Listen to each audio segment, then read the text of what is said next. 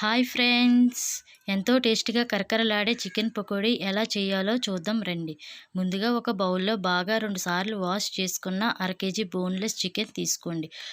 ముందుగా ఇందులో 1 table spoon అల్లం వెల్లుల్లి పేస్ట్, 1½ స్పూన్ కారం, చిటికెడంత పసుపు, 1 టీ స్పూన్ నిమ్మరసం కొద్దిగా తీసుకోండి, 2 స్పూన్స్ మైదా పిండి, 1½ స్పూన్ కార్న్ఫ్లవర్, బాగా వాష్ చేసిన కొత్తిమీర, కరివేపాకు కొంచెం తీసుకోండి. మీ టేస్ట్కి సరిపడా సాల్ట్.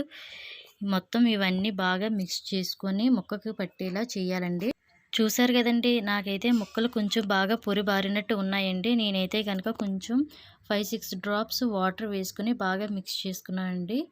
ఇప్పుడు బాగా మసాలా మొత్తం అంతా ముక్కకు పట్టిందండి. ఒక అరగంట సేపు ఫ్రిడ్జ్లో ఉంచి బయటికి తీసుకొని మనకు అసలైన ఇప్పుడు టేస్ట్ కోసం ఇంగ్రీడియంట్స్ ఉంటాయండి. చికెన్ గరం మసాలా తీసుకొని బాగా కోటింగ్ చేయాలండి, ముక్కలకి బాగా పట్టేలా.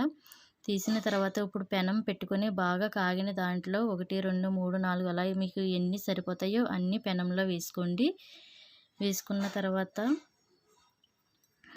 ఇది మీడియం మాత్రం, లో టు హై మీడియం కాకుండా ఓన్లీ మీడియం ఫ్లేమ్లోనే పెట్టి ఉంచాలండి. ఎందుకంటే ముక్క మాత్రం జ్యూసీలా ఉడకాలంటే కనుక మీడియం ఫ్లేమ్లోనే ఉండాలి. ఎన్ని సరిపడతాయో నూనెలో అన్నీ వేసుకొని ఒక 5 నిమిషాలు అలా వదిలేయండి కదపకుండా.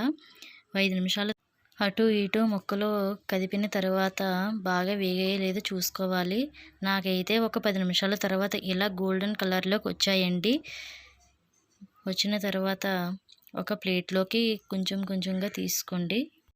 అంతేనండి, ఇంకా కరకరలాడే చికెన్ పకోడీ రెడీ అయిపోయింది. ఇంకా మనం సర్వ్ చేసుకొని తినేయడమే. చూసారు కదా ఫ్రెండ్స్, ఎంతో టేస్టీగా ఉంటే కరకరలాడే చికెన్ పకోడీ. మీరు ట్రై చేసి కామెంట్ బాక్స్లో ఎలా వచ్చిందో చెప్పండి. అలాగే ప్లీజ్ లైక్, షేర్, సబ్స్క్రైబ్ చేయడం అస్సలు మర్చిపోకండి.